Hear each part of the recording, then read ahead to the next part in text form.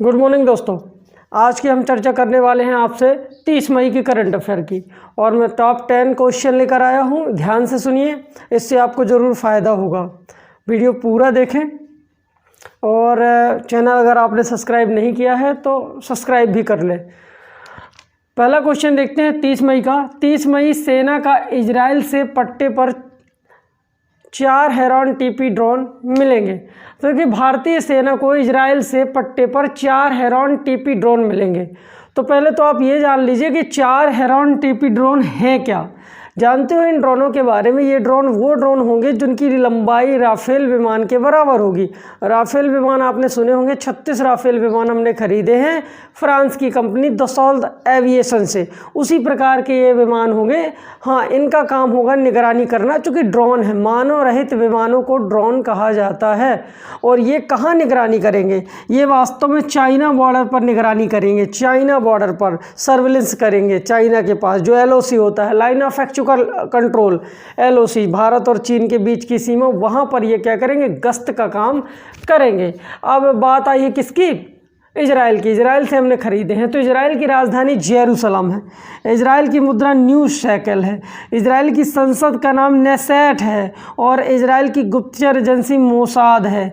Israel के प्रधानमंत्री Benjamin Netanyahu हैं। और इजराइल के जो राष्ट्रपति हैं उनका नाम है रेवेंस रिवलेंस। इतना सब इजराइल के बारे में याद रखना। बराक मिसाइल भी इजराइल ने हमको दी है। हाल ही में आपने देखा हो शायद, इजराइल और फ़िलिस्तीन के बीच अभी युद्ध विवाद भी हुआ था। काफ़ी बड़ा विवाद था और ज़मीनी सीमा को लेकर विवाद हुआ था। और जेरूसलम जो राजधानी है इजराइल की, वो पवित्र शहर कहलाती है, क्योंकि यहूदियों से भी जुड़ी है, ईसाइयों से जुड़ी है और मुस्लिमों से भी जुड़ी है। तो ये सब चीज़ें आपको इजराइल ने हमें बराक मिसाइल भी दी थी। दुनिया में सबसे मजबूत अगर एंटी डिफेंस सिस्टम किसी का है, वो आपको इजराइल का ही मिलेगा। किसका मिलेगा? इजराइल का। तो इस प्रकार से आप इजराइल के बारे में याद रखना।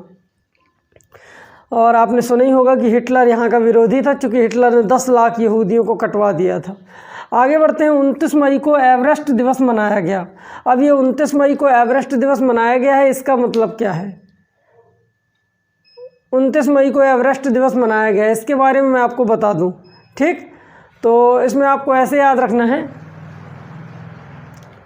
29 मई को एवरेस्ट दिवस मनाया गया। इसमें आपको बताना है कि माउंट एवरेस्ट में चढ़ने वाले लोगों को याद करने के लिए, और जो अभी तक कई बार देखो एवरेस्ट पर चढ़ते चढ़ते कई लोगों का निधन भी हो जाता है, तो ऐसे लोगों को श्रद्धांजलि देने के लिए हर साल 29 मई को एवरेस्ट दिवस मनाया जाता है। एवरेस्ट मतलब माउंट एवरेस्ट। आप जानते हो नेपाल में स्थित माउंट एवरेस्ट दुनिया की सबसे हाईएस्ट पीक है, सबसे ऊंचा पर्वत है, जिसकी ऊंचाई टोटल 8848 है। इसका पुराना नाम आपको पता है? चोटी 15 था। इसका पुराना नाम चोटी 15 था। कोमोलंगा जो कहलाता है, इसे बर्फ़ की देवी कहते हैं अथवा कोमोलंगा कहते हैं तिब्बत में, और नेपाल के लोग प्यार से इसे सागर माथा कहते हैं माउंट एवरेस्ट को।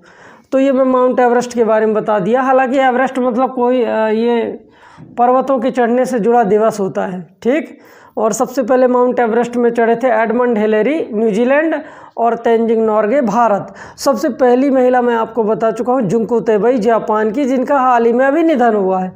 और सबसे कम उम्र के बच्चे जो थे वो राघव जुनेजा थे। सबसे कम उम्र की लड़की जो थी वो मालवीय थी। वो कृत्रिम टांगों के सहारे जो माउंट एवरेस्ट पर चढ़ा था उसका नाम था टॉम व्हाइटेकर। और 25 बार जो बिना ऑक्सीजन के चढ़ गया उनका नाम है कामिरीटा शेरपा। इस प्रकार आप याद रखना। हमारे भूमहासर्वेक्षक सर जॉर्ज एवरेस्ट 1951 में भारत से घूमने गए नेपाल, तो उनके नाम पर माउंट एवरेस्ट का नाम पड़ गया। क्लियर? चलिए, इसके बाद मैं आपको बता दूं कि हिमालय में टॉप 10 दुनिया की सबसे ऊंची चोटी हैं। जैसे आपने सुना होगा नाम चवरुआ, Kanchenjunga, Makalu, mount Everest, मनसालू, Dholavira, Annapurna, Thrissur.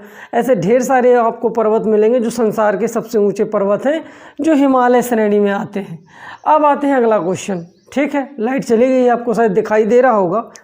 1 minute, हाँ चलिए, एडजस्ट हो जाएगा। क्लियर? आगे देखते हैं। कर्नाटक ने शुरू किया हॉपकिंस ऑनलाइन। तो ये हॉपकिंस ऑनलाइन कर्नाटक ने शुरू करा है। चलिए इसके बारे में बता दूं क्या है। हॉपकिंस ऑनलाइन का मतलब ये होता है कि जो सब्जियां होती हैं और फ्रेश फ्रूट्स होते हैं उनको ऑनलाइन घर घर पहुंचाया जाएगा। ये है हॉपकिंस ऑनलाइन जो कर्नाटक सरकार ने शुरू करा है। इसके अंतर्गत सबको शुद्ध सब्जियां, साफ़ सब्जियां और स्वच्छ फ्रूट्स ऑनलाइन घर घर भिजवाए जाएंगे, क्योंकि कोरोना में लोग घरों से बाहर निकलना बंद कर दिए हैं। ये एक एप्लीकेशन होगा जिसके माध्यम से भेजे जाएंगे।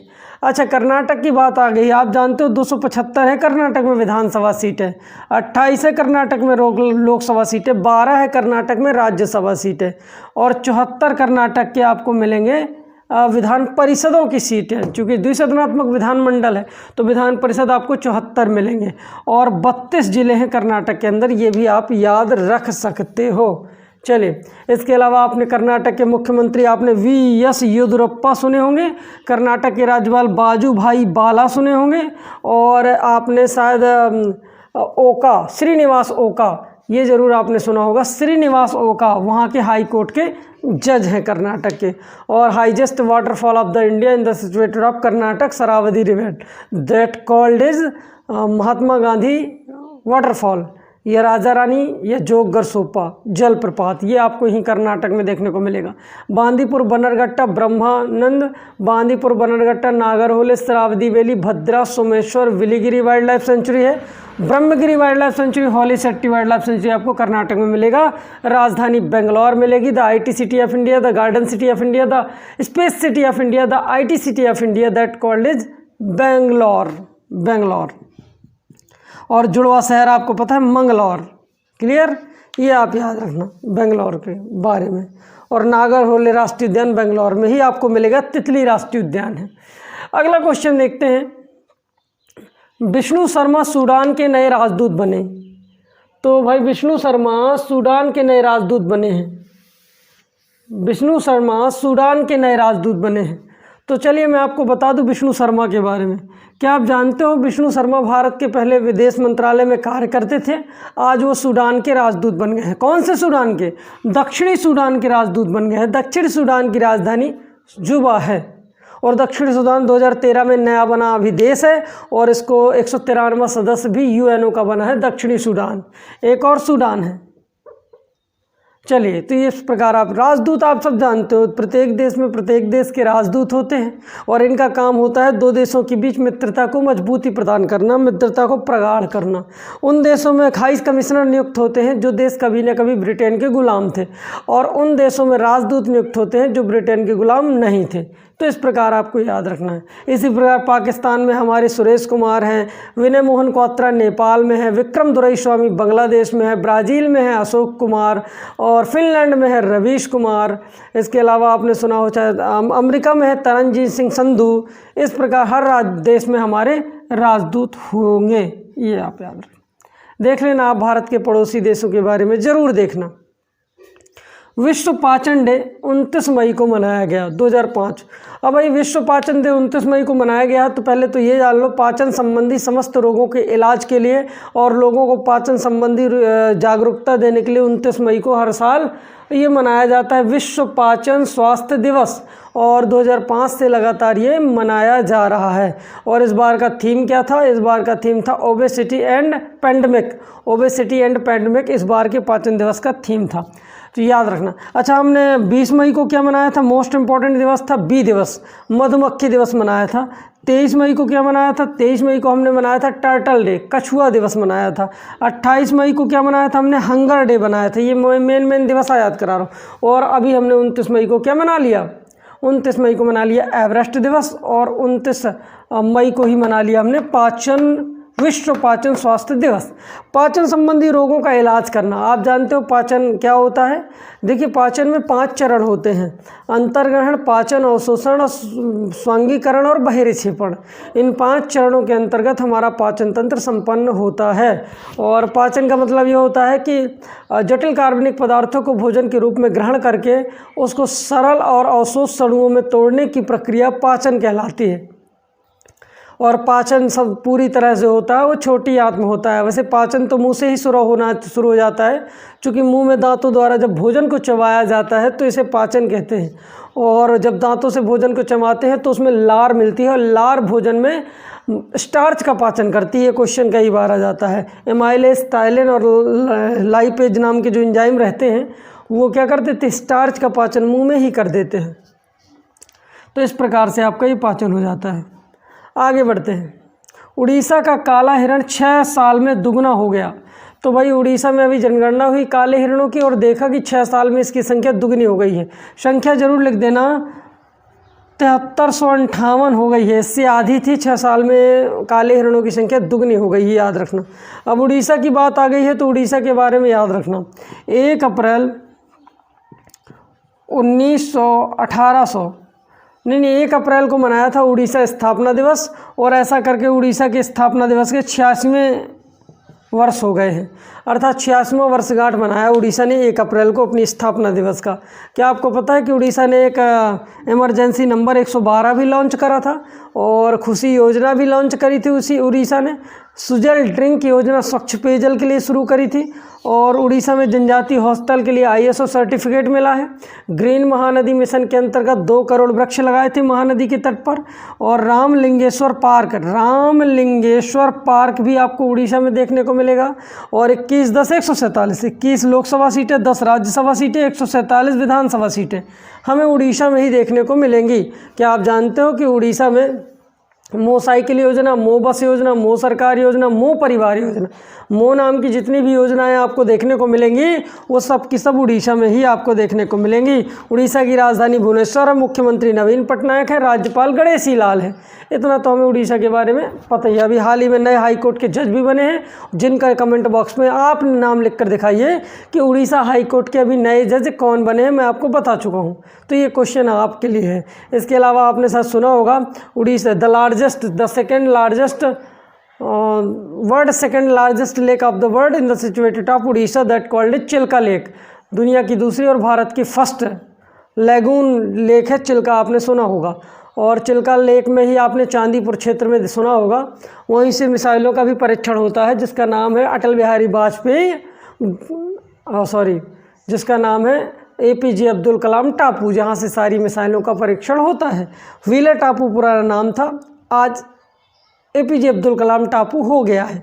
शिमलीपाल नेशनल पार्क आपको उड़ीसा में मिलेगा, जहाँ पर बहुत सारे मगरमच्छ, कछुए होते हैं। मयूरभंज जिले के अंतर्गत उड़ीसा में स्थित है। और सतकोसिया में अभी हमने शेर भेजा था, सुंदरी नाम की बाघिन भेजी थी, ये भी याद रखना। बांधवगढ़ राष्ट्रीय उद्यान MP से सतकोसिया राष्ट्रीय उद्यान उड़ीसा में एक बाघिन भेजी थी जिसका नाम था सुंदरी। कलिंग पुरस्कार उड़ीसा में ही दिया जाता है विज्ञान के क्षेत्र में। और कलिंग पुरस्कार की शुरुआत नवीन पटनायक के पिता बीजू पटनायक ने ही की थी। वहाँ बीजू पटनायक, बीजू जनता दल भी चलती है, सरकार है। और इसके अलावा आपने सुना होगा उड़ीसा के बारे में, उड़ीसा के कलिंग पर आक्रमण कर दिया था 261 ईसा पूर्व में अशोक ने अपनी गद्दी में बैठने के 8वें वर्ष। कलिंग की राजधानी तोसाली पर अटैक कर दिया था, नंद राजा व कर्णावती को उसने मार डाला था। तो ये चीज़ आपको याद रखना उड़ीसा में। क्लियर? तूफान भी अभी उड़ीसा में देखो आ रहे हैं। विनायक दामोदर सावरकर की 138वीं जयंती मनाई गई। विनायक दामोदर सावरकर, बड़ी कंट्रोवर्सी होती है इन व्यक्तियों के ऊपर, चूँकि विनायक दामोदर सावरकर को अभी मिल रहा था भारत रत्न, लेकिन कांग्रेस पार्टी ने इसका विरोध किया। हालांकि ये हिंदूवादी थे, मैं ऐसा जानता हूँ कि हिंदुओं के लिए काफ़ी अच्छा काम किया और समाज के लिए भी काम किया। तब तो ये 27 साल बिना किसी अपराध के जेल में थे। ये ज़रूर आपको याद रखना। विनायक दामोदर सावरकर और कहाँ के जेल में थे? रंगून, काला पानी, सेलुलर जेल में थे। ये थे विनायक दामोदर सावरकर। और 138वीं जयंती मनाई गई इनकी, ये ज़रूर याद रखना। और बहुत ही मजबूत व्यक्ति भी थे। मैं आपको बता दूं, कल ही इनका जन्मदिन था। और कहते हैं कि इन्होंने जूट की रस्सी पहनाते थे इनको, और ये इतना पीसते थे जितना भारतीयों को, कैदियों को खाने को मिलता था। इसीलिए बहुत दिन भर कोलू के बैल जैसा वहाँ पर काम करते, ताकि जितना ज़्यादा पीसेंगे उतना ही ज़्यादा वहाँ के गुलामों को, वहाँ के कैदियों को खाने को मिलेगा। तो ये बहुत मेहनत करते थे विनायक दामोदर सावरकर। और इन्होंने अभिनव भारत नाम की एक संस्था भी बनाई थी। अभिनव भारत संस्था भी शायद 1904 में बनाई थी। और अभिनव भारत संस्था के जो एक सदस्य थे जिनका नाम था वापट, और वापट को बम बनाने के लिए पेरिस भी भेजा था, वापट। ये ज़रूर आप याद रखना। तो ये अभिनव भारत संस्था 1904 में बनी थी, इसके एक सदस्य थे विनय वापट। तो वापट को फ्रांस की राजधानी पेरिस भेजा गया था बम बनाने के लिए। और विनायक दामोदर सावरकर ने एक रचना भी रची है, the war of Indian independent नाम की पुस्तक की रचना भी सावरकर जी ने ही करी थी। वैसे आप जानते हो कि सावरकर की महात्मा गांधी से बिल्कुल नहीं पटी, क्योंकि महात्मा गांधी अलग विचारधारा के थे, सावरकर उग्रवादी थे। जैसे उग्रवादी में बाल गंगाधर तिलक, विपिन चंद्रपाल, लाला लाजपत राय, ये क्या थे, ये थे उग्रवादी दल के नेता। और अरविंद घोष, फणींद्रनाथ, सचिंद्रनाथ सन्याल, ये सब क्या थे, उग्रवादी थे। और उदारवादियों में आपने नाम सुना होगा मेहता, और इसके अलावा आपने और उदारवादी नेता सुने होंगे उस समय जो अंग्रेज़ों की चाटुकारिता करते थे, उनकी वंदना कर करके आज़ादी पाना चाहते थे हृदय परिवर्तन करके। गांधी जी थे, गोपाल कृष्ण गोखले थे, विजय मेहता थे, और ये सब चीज़ें आपके क्या थे, ये चले। तो इस प्रकार आपको मैं बता दिया, ये विनायक दामोदर सावरकर थे। अच्छा, गांधी जी ने, आपको पता होगा, 6 आश्रमों की स्थापना की थी, शायद आपको पता होगा। एक आश्रम उन्होंने बनाया था 1902 में, टॉलस्टॉय आश्रम। और ये टॉलस्टॉय आश्रम पता है कहाँ था, ये वास्तव में जोहान्सबर्ग अफ्रीका में था। 1904 में बनाया था फिनिक्स आश्रम, ये डरबन अफ्रीका में था।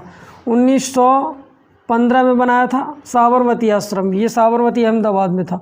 1915 में ही इन्होंने बनाया था सत्याग्रह आश्रम, ये कोचबर्न में था, वहीं अहमदाबाद में ही। और 1929 में उन्होंने बनाया था अनासक्ति आश्रम, ये वास्तव में उत्तराखंड में था, कौसानी गांव में। और 1936 में था एक और आश्रम, सेवाग्राम आश्रम, वर्धा ज़िले में था। तो इस प्रकार इनके 6 आश्रम जरूर आपको याद रखने हैं, महात्मा गांधी के 6 आश्रम। आगे बढ़ते हैं। कोविड-19 से खोए हुए लोगों के लिए 50,000 रुपये देगा मेघालय। तो जिसने कोविड-19 में अपने परिवार को खो दिया है, मेघालय सरकार उसके लिए 50,000 राशि की घोषणा कर रही है। मध्य प्रदेश सरकार ने कहा है कि उनको हम 5,000 रुपये देंगे, और 10 लाख रुपए देने की घोषणा की थी आंध्र प्रदेश ने। कोविड-19 से जिसका पूरा परिवार चला गया, अब उसके जीने का कोई सहारा नहीं है। तो मध्य प्रदेश सरकार कहती थी कि हम 5,000 महीना देंगे, आंध्र प्रदेश सरकार ने कहा है कि भाई हम उसको 10 लाख इकट्ठा दे देंगे, और मेघालय सरकार ने कहा हम 50,000 रुपये देंगे जिनके परिवार कोविड-19 में चले गए हैं। अब मेघालय ने ऐसा कहा है, मेघालय मेघों का हाल है, बादलों के घर के नाम से जाना जाता है। मेघालय की राजधानी शिलांग है, याद रखना।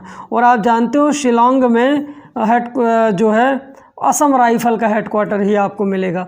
और मेघालय में आपको पता होगा, मेघालय में नौकरेक और बालपक्रम राष्ट्रीय उद्यान आपको मेघालय में ही देखने को मिलेंगे। और मासिम राम और चेरापूंजी मेघालय में है, जहाँ पर तीव्र वर्षा होती है, 1143 सेंटीमीटर वर्षा होती है। चूँकि खासी गारो जयंतिया की पहाड़ियाँ आपको मेघालय में मिलेंगी, और इन पहाड़ियों में क्या होता है, मानसून फंस जाता है और बहुत तेज़ वर्षा हो जाती है, ठीक है। और PS गोले शायद मेघालय के नए प्रेसिडेंट बने। मेघालय के जो प्रेसिडेंट बने हैं प्रेम सिंह तमांग है, मुझे एग्जैक्ट पता नहीं, देख लेना आप। PS गोले भी कहते हैं मेघालय। और इसके अलावा आपने जीवित जड़ पुल सुने होंगे, मेघालय में ही जीवित जड़ पुल पाए जाते हैं। ये क्वेश्चन भी आपका मेघालय से बनेगा। आगे बढ़ते हैं। ब्रिटेन में सिंगल डोज वैक्सीन को मंजूरी मिल गई। एक ही वैक्सीन में काम चल जाएगा, बूस्टर वैक्सीन की ज़रूरत ही नहीं। बूस्टर यानी दोबारा लगता है ना 84 दिन बाद हमारे यहाँ। तो ब्रिटेन में सिंगल डोज वैक्सीन को मंजूरी मिल गई, और ये वैक्सीन बनाएगी जॉनसन एंड जॉनसन कंपनी। आपने सुना होगा जॉनसन एंड जॉनसन साबुन बनाती है, बच्चों की पैंडेमिक साबुन बनाती है। उसी प्रकार ये सिंगल डोज वैक्सीन बनाएगी ब्रिटेन में जॉनसन एंड जॉनसन। अब ब्रिटेन की बात आ गई तो ब्रिटेन के बारे में थोड़ा बताता हूँ।